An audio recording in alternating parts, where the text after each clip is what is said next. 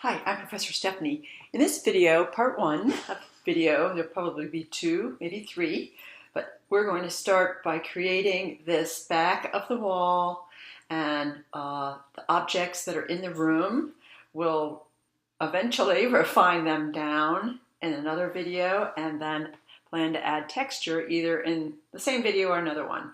But this is page 106 in the textbook, and I'm going to get started with a rectangular shape that's in a 1/2 inch scale, and the size of the room is 10 feet left to right wide, 10 feet wide, and you can see that's the bottom of my line there, and it's 8 feet in a 1/2 inch scale tall. So the back wall that I've created is 8 by 10. The vanishing point in this room is going to be 5 feet high. So I came up 5 feet, drew a line, that's the vanishing, that's the horizon line, and the vanishing point itself is right in the middle, which is 5 feet over, and so we're 5 feet by 5 feet is where the vanishing point is going to be. So now we're going to build this room using the vanishing point, and each one of these, starting with the ceiling level, each one of these corners represents a corner of the room. So here we have the ceiling line on the right, and notice I'm using my vanishing point. I'm skipping over here. I don't need that line across the back of the wall, but it's coming from right there. And then I can also get the floor line.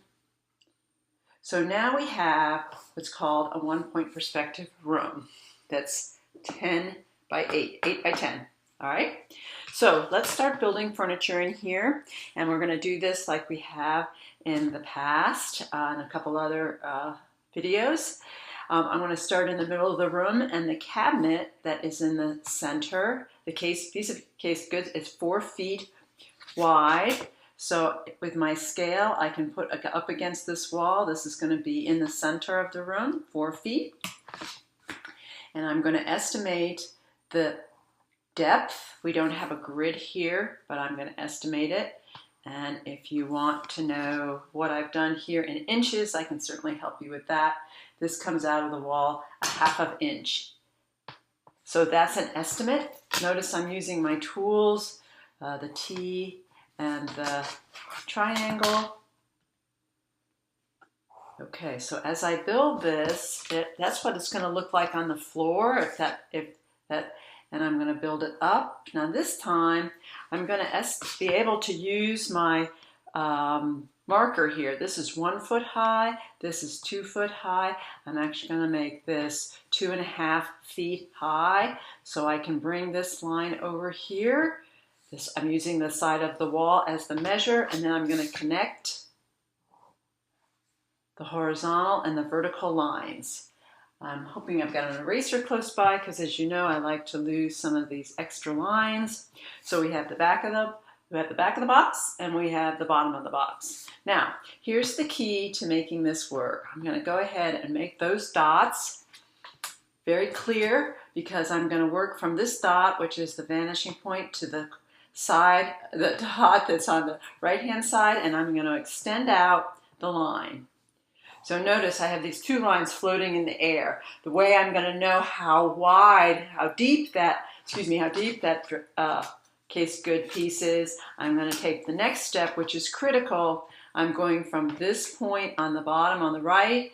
I've got a straight edge, and I'm going to intersect it right there. Notice that intersection right there? Okay, that's the key. I didn't make it up.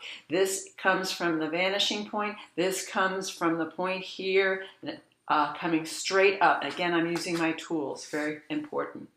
I'm hoping that this comes together here. It does not do a very good job, but I'm not going to get all squirrely about it, because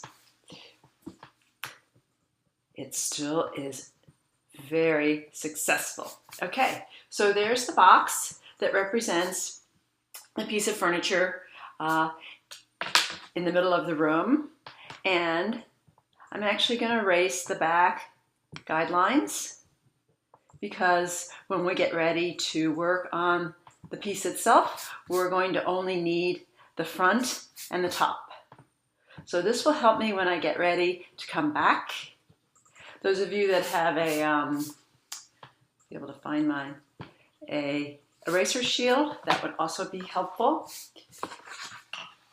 Okay, so I lost a little bit of my lines here. Okay, let's add the chair on the right-hand side. Again, I like to start on the bottom where it would sit. Actually going to, okay, this is 1, 2, 3 feet from the wall. Okay, so I'm going to make this chair, I can use the back of the wall as a measure. Got my 1/2 inch scale right here. I'm going to make it 2 feet. So the back of this chair is going to be, these are my 2 chair dots right there. And so let me be sure to get this pulled out. All right, there's the back of the chair. 2 feet, I know that. I'm going to estimate the depth, and I know this represents visually about 2 feet, so I'm going to also use that. So the chair is going to line up with the case goods right there. So we have the bottom. I'm going to have the top.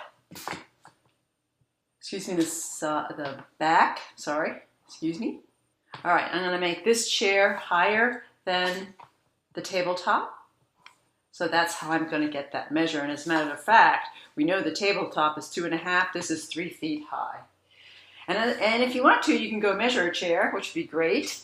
And that would give you a more exact. All right, so let's get the seat. Seat is going to be at 1.5 feet. And that looks too short. So I'm going to make this taller. There we go. So part of what we're doing is measure. Part of what we're doing is proportion and what it looks like. Okay, so as I make this seat, here's what I did the same with the tabletop. I'm coming from this point here where the seat is. I'm coming out. I don't know how far to come out. So this is going to be just floating out there in outer space. You say, oh my gosh, how do we figure that? We have to go back to this base. That's the key right there. Go back to the base. Use your straight edge and T. Where it intersects, right there is where we're going to have this seat. And bring it across this way and bring it down. Okay? Got to be very careful to get this vertical line from right here, and it's got to be a 90-degree angle right there. Good. Okay, so this is starting to make a little bit more sense. You all have seen the breakdown of this before. You are welcome, and I'm going to also start losing the back here. You can see right away I was starting to get confused with too many lines. So now I'm going to really just be paying attention to the lines that I'm making. Here's the seat itself. I can use that parallel line there. Here's back to the vanishing point. I can build some legs here. On the side here, remember they each need 2 sides. This gets a little squirrely back there. I'm going to actually put an apron across here. Terrific. Here's the front. Here's the side. Remember, there are 2 parts to legs, front and side. Terrific. Now I'm going to show you a little trick for this back leg. You know, the back of the leg would be this shape. The front of the leg would be this shape here. So I'm actually creating a front and side on the ground and then pulling this up for the back leg here. So it has a front and a side. And then this has a side and a front. So that's how you can sneak that back leg in there by just on the floor creating this shape here and then getting the legs. Good. All right, so as I continue to work on this, we've got a couple of shapes. Let me get this side here to come out. So just like my leg, this is going to come out a little bit. This comes out. This is like the cushion of the back and the legs right here.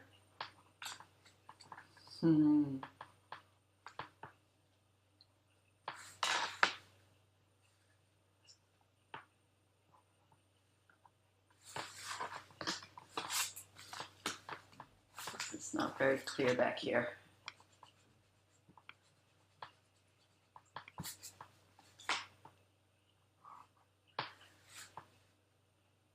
So I would see just a little bit of the top here. Notice just a tad of the top of the chair. Again, from the vanishing point. Okay. And I have a front and a side. I have a front and a side. And then this is this piece of cloth that goes around it. Okay, same thing's going to happen over here. We're going to start with a rectangular shape. The fun part about this is that I can use what I've already got on that side as a guide. Let me show you how that's going to work.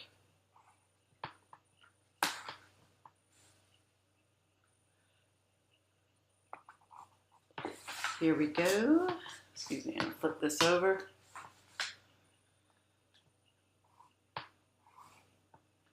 Straight edge is helping me out. Look what happens here. Okay, this is the top. This is where that cloth is. Here's where the seat is, right? So we're just getting those guides from the other side. The seat we're going to have to match up like we did before. So we've got that line floating out there that doesn't make any sense. Don't forget how we do that. Right here are our points. They intersect right there.